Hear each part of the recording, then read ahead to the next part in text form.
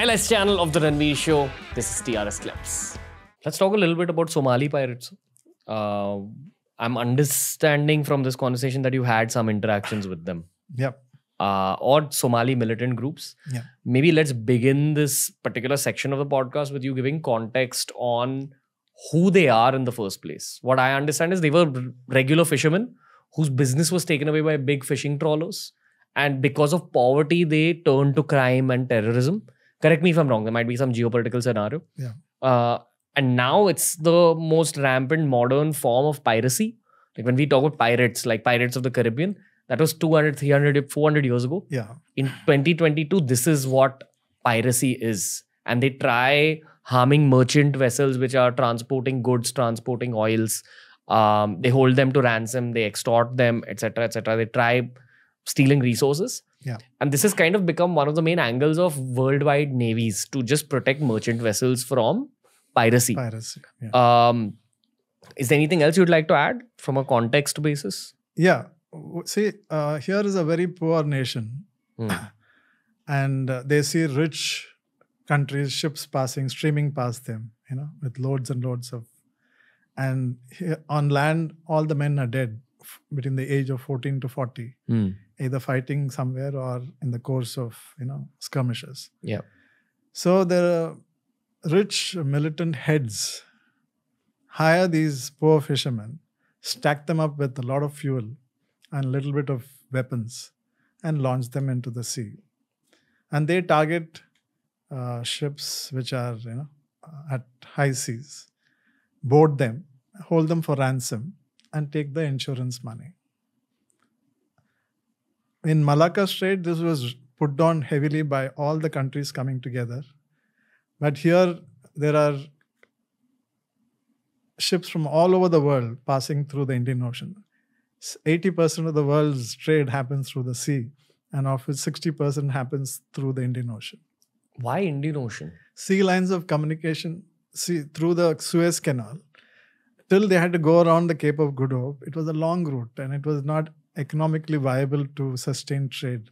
But once the Suez Canal opened, they just come through the Mediterranean, cut through to south of Sri Lanka, hit Singapore, and they're off. So it is the cheapest way of transporting large amounts of logistics. And the Indian Ocean, whoever controls the Indian Ocean, controls the trade of the world. Who controls the Indian Ocean right now? We are the big brother in Indian Ocean. Indian Ocean is India's ocean. And that is why we have our fleets, we have our maritime reconnaissance aircrafts, which are constantly on patrol, not only monitoring what is the movement in the ocean, but also the three main entries into the ocean. Okay. That is the Gulf, the Cape of Good Hope, and the Malacca Strait. And the piracy angle here is only from Somalia, or are there other countries also involved in piracy? We have come across other countries also. Like? We had a unfortunate case with an Omanian dog, but it was luckily taken well charge of. Otherwise, we'd have ended up in a situation like the Italian Marines of Kerala coast. You'll have to give some context. See, what happens is we have something called UNCLOS, that is the laws of the sea, which govern how to deal with various things emerging at sea. And a pirate is not a militant. He's just a thief. And he cannot be killed. He can be warned. He can't even be maimed. So it is so difficult for a force, which is there to protect your ship. We are actually escorting our ships from, Doha to Djibouti. About 8-9 countries are there, including our own ships. Now you've got a trained set of people, and there is this high-speed boat charging at you. Now you cannot even open fire at them. Because unless you prove hostile intent, you cannot shoot.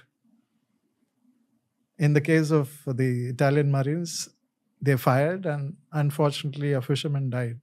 And that's how it became a national crisis between our country and Italy. And so we had similar situations where we come across, these are just those thin boats with high-speed boats with 4-5 OBMs in tandem, Like charging. a motor with a wooden boat. Outboard motors. Now, how do we prove hostile intent? So in a particular occasion, one of our teams opened fire, and it grazed a so-called fisherman, and there was hell to pay through the diplomatic circle, and But how do people get to know? Like the fisherman goes and complains? See, they have very good communication with their people who control them back home. And in fact, there was a nexus between the militant groups, certain ships, crew, and insurance agencies. And these pirates will only attack those ships where they've assured insurance money coming in. Okay. Yeah. Have you had any combat experiences with pirates? My teams have been deployed, but I have not personally been involved because we have our teams embarked for anti-piracy role. So the teams are constantly engaged in this kind of a situation. Are the pirates good at combat? They are not militants. They are not terrorists. They are not combatants. Okay.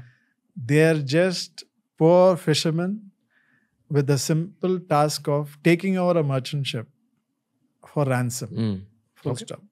Okay. So how the merchant ships around the world is geared for it? Every merchant ship is supposed to have a citadel. A citadel is a safe room like this, where all the crew gets in and lock themselves inside.